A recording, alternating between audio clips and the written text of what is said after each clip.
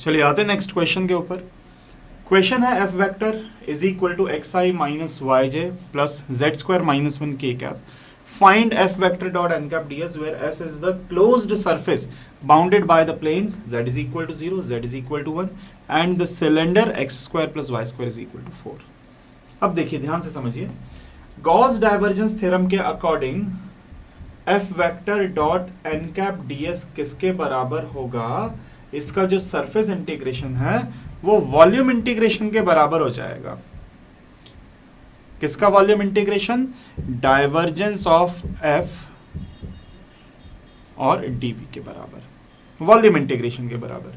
तो सरफेस को मैं किसमें? वॉल्यूम इंटीग्रेशन में कन्वर्ट करूंगा, पर पहले डाइवर्जेंस एफ कैलकुलेट करते हैं। तो डाइवर्जेंस एफ के लिए क्या करेंगे? पार्शियल डेरिवेटिव करेंगे पहले किसका? एक्स का। आई के कोफिशिएंट का किया जाता है एक्स के रिस्पेक्ट में partial differentiation minus delta upon delta Y, Y के रिस्पेक्ट में delta upon delta Z, Z square minus 1।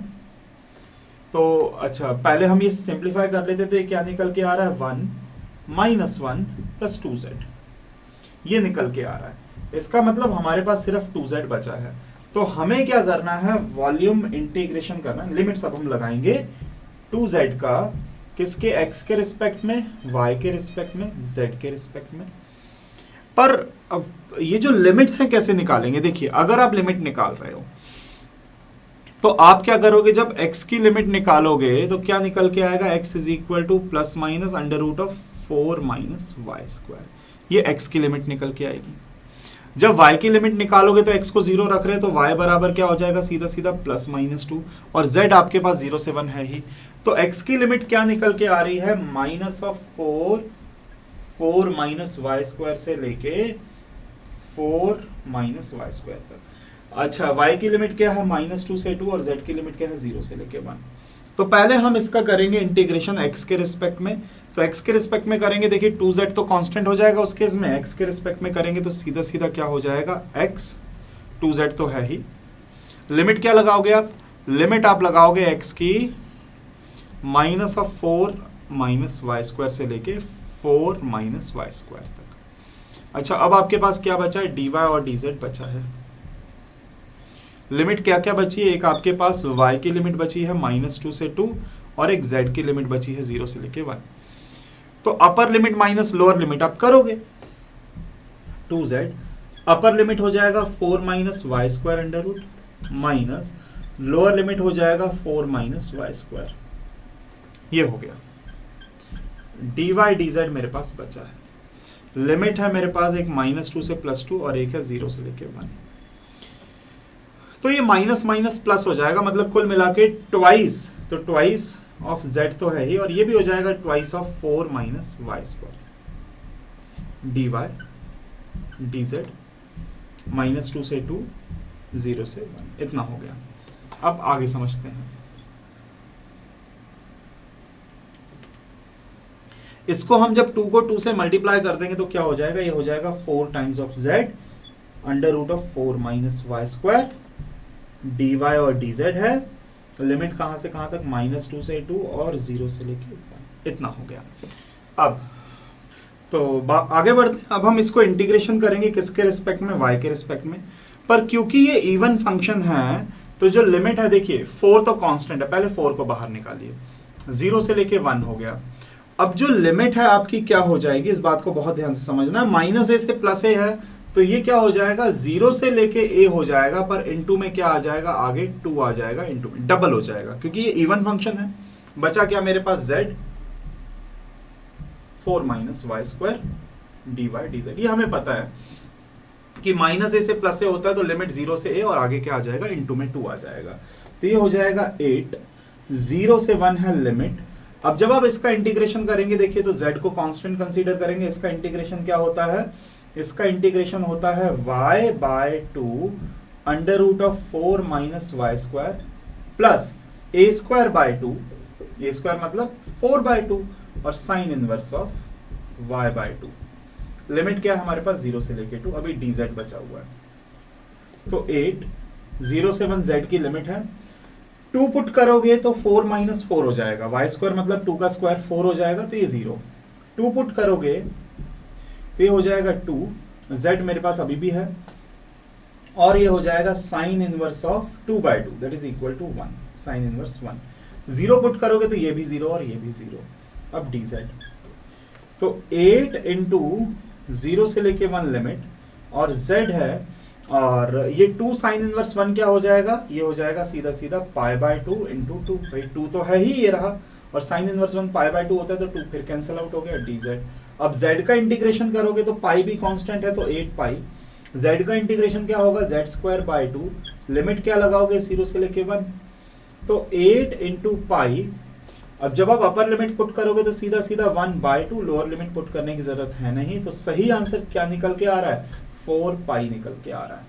तो क्या क्या किया हमने, सबसे पहले हमने गॉस डाइवर्जेंस थ्योरम के अकॉर्डिंग इसका वॉल्यूम इंटीग्रेशन करने के लिए f का हमने पहले डाइवर्जेंस निकाला, 2z आया, फिर मैंने लिमिट निकाली, पहले x की लिमिट, y की लिमिट के लिए x को 0 रखेंगे, z की लिमिट आपको गिवन ही थी, तो पहले हमने x के रिस्पेक्ट में इंटीग्रेशन किया, फिर y के रिस्पेक्ट में इंटीग्रेशन किया, और फिर z के रिस्पेक्ट में इंटीग्रेशन कर देंगे, लिमिट्स पुट करेंगे और आंसर निकल के आ जाएगा। चलिए आते हैं अगले क्वेश्चन के ऊपर। क्वेश्चन है prove that r dot dr vector is equal to 0 closed integration. अब यहां पर हम क्या करेंगे, स्टोक्स थ्योरम अप्लाई करेंगे, और स्टोक्स थ्योरम क्या है कि किसी भी f वेक्टर का अगर हम क्या करते हैं, क्लोज्ड लूप के लिए इंटीग्रेशन करते हैं किसी, सपोज यहां पर मैंने ले लिया dr ही ले लिया, चलिए अगर ये आपको कैलकुलेट करना है तो स्टोक्स थ्योरम के अकॉर्डिंग इसका जो सरफेस इंटीग्रेशन होगा वो भी किसका, सरफेस इंटीग्रेशन होगा कर्ल f का, कर्ल f का अगर आप सरफेस इंटीग्रेशन करते हैं किसी क्लोज्ड सरफेस s के लिए तो दोनों क्या निकल के आएंगे, आपस में बराबर निकल के आएंगे। तो आपको क्या करना है कि f वेक्टर का अगर हम क्या करेंगे, कर्ल f कैलकुलेट करेंगे, डबल इंटीग्रेशन करेंगे तो वो दोनों क्या निकल के आएंगे, इक्वल। ये किसके अकॉर्डिंग है, ये है Stokes theorem.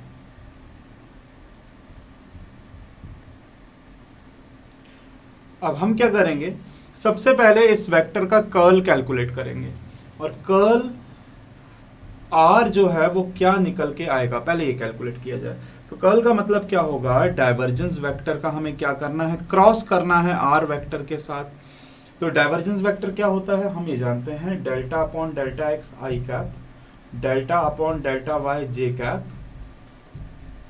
Plus delta upon delta z k cap, ये है। और r क्या होता है, r हमारा कोई भी पोजीशन वेक्टर है, r vector is equal to x i cap plus y j cap plus z k cap, ये होता है। तो हमें क्या करना है, कर्ल कैलकुलेट करना है, दोनों का क्रॉस प्रोडक्ट करना है। तो चलिए क्रॉस प्रोडक्ट करते हैं। तो i j k delta by delta x,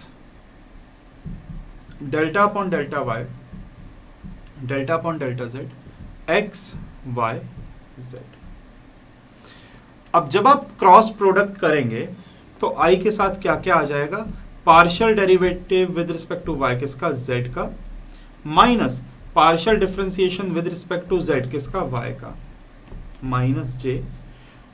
partial differentiation, अब जब j वाला कॉलम और रो हटाएंगे तो partial differentiation with respect to x किसका, z का, minus partial differentiation with respect to z किसका हो जाएगा, x का, plus k partial differentiation with respect to, पहले हम x के रिस्पेक्ट में करेंगे y का, माइनस फिर y के रिस्पेक्ट में करेंगे किसका, x का।